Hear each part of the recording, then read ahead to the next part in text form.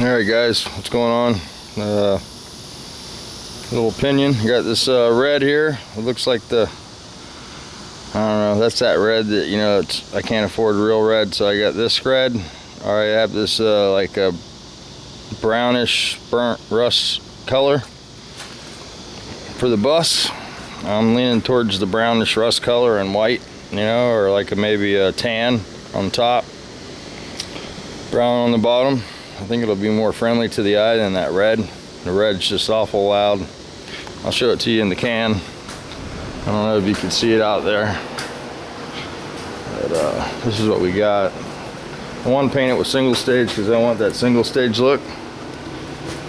There's the red, and there's the brown rust color, I guess you'd call it. I don't know. This is Concept TPG, and this is Essentials. I believe this is sort of a lower grade industrial type paint. It does have a hardener and stuff. I picked it up at an auction I went to.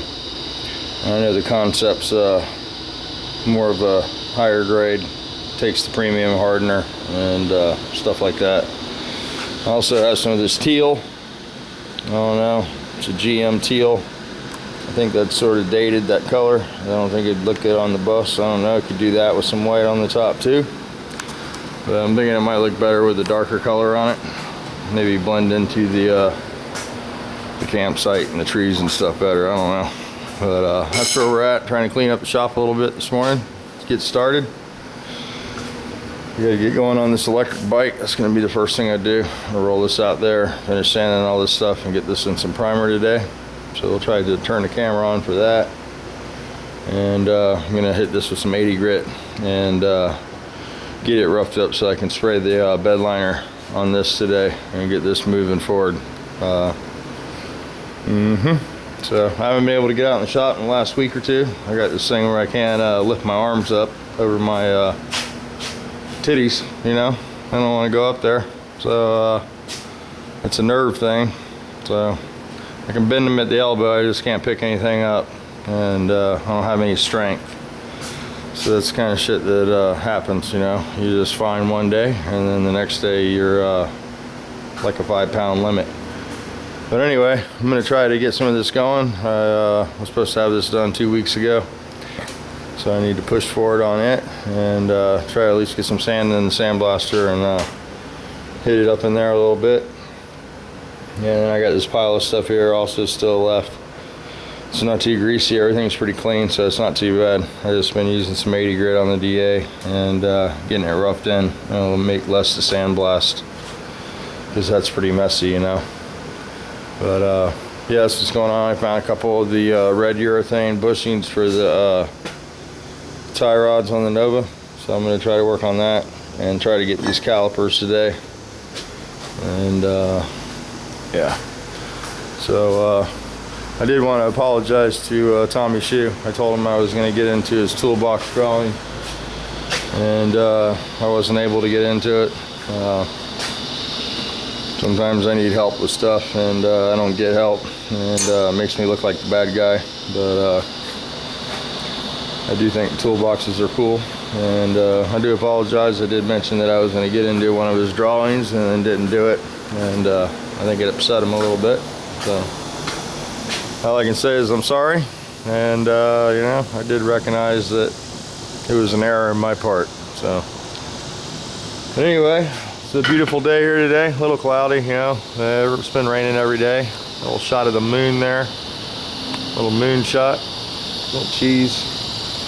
But that's what's happening. Just going through some paint and just trying to get familiar with the surroundings again. It's been a while.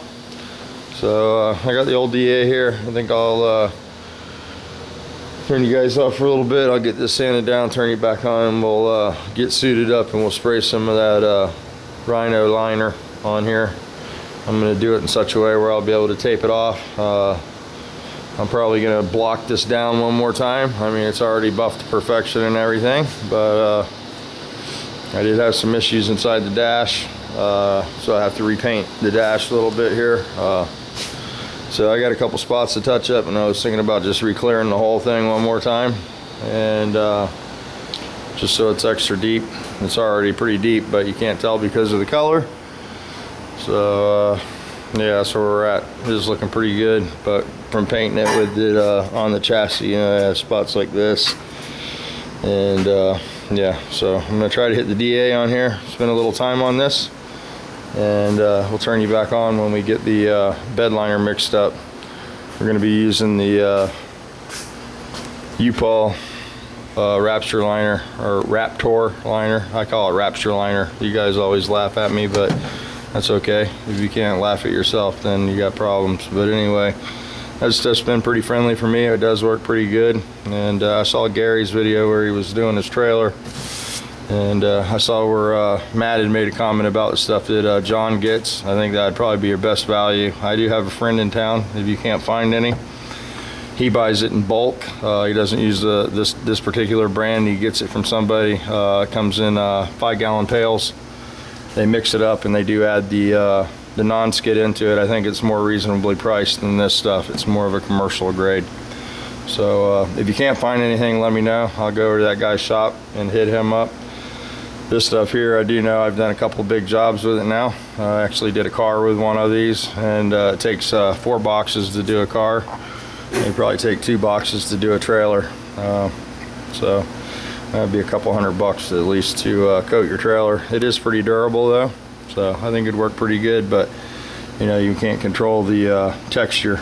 You can do to a certain extent with the air pressure, but it'll still have texture. And I think the stuff that John gets is just like a rubber coating if you don't put the abrasive in there, the sand or the flak, whatever it is, the chips they use. So alright guys, let me get set up and we'll get some stuff going on. Got some push rod tubes out for this motor. I got to throw it together still today, and I got the piston cylinders all set up here. The push rod tubes, got a gasket kit, got cylinder heads done here. Just got to get my bench organized and get this into long block form. And yeah, just trying to get organized. Sort of a mess out here. But anyway, that's what's going on here. And I do have this can for a certain person if he wants it. I did have to use the oil out of it. Like I said, times have been hard. So I ended up putting that in my V-dub there. I was quart low one day and had to use that. But I did save the can. And I had to use this other one over here too. I opened that one from the bottom. So I know there's somebody that collects those. But anyway, yeah. So you guys try to make the best of it. There's a contrail report for you. I was watching Carpo talking about contrails. Yeah, I don't think they're very effective in Florida. We got pretty high crosswinds up there in the skies. You know, you can see the clouds be pretty heavy duty. Then we get the sea breeze every day. That's when the west collides with the east and makes a big thunderstorm. So I'm sure it would be in the rain and stuff like that.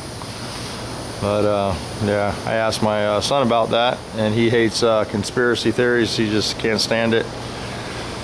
And he tells me it's the type of fuel they use now, the altitude they fly, and the speed and all that stuff's different from when I was younger, you know, because you never used to see stuff like that. Here comes the gas tanker. We'll get a shot of the queen here. She's waving. She's smiling, that's good. I think she wanted to do our taxes, so that might be a good thing. So, oh yeah, check that out. Little gas or glass action there. I still got that. I need to do some sort of thing too. I don't know, something. That'd make a good air conditioning unit for my Bug. But I wanted to incorporate it into this Bug. I was thinking about mounting it like something like this. Hey, watch your car. Right there is the standard issue, you know, and then you run that into the carburetor for a little fresh air action, because the air in the back of the car is pretty much dead when the car is going down the track. There's a lot of dead air back here, so you get a lot of turbulence right on top of the carburetor, and that's why I run this hat, and it pulls the air from underneath the car actually. Did you go do the taxes? Right on. All right, gotta mow some grass. The neighborhood's getting deep. So Got the neighbors over there and their parents and mine, and I need to get busy. I weed eated a little bit yesterday. What I could.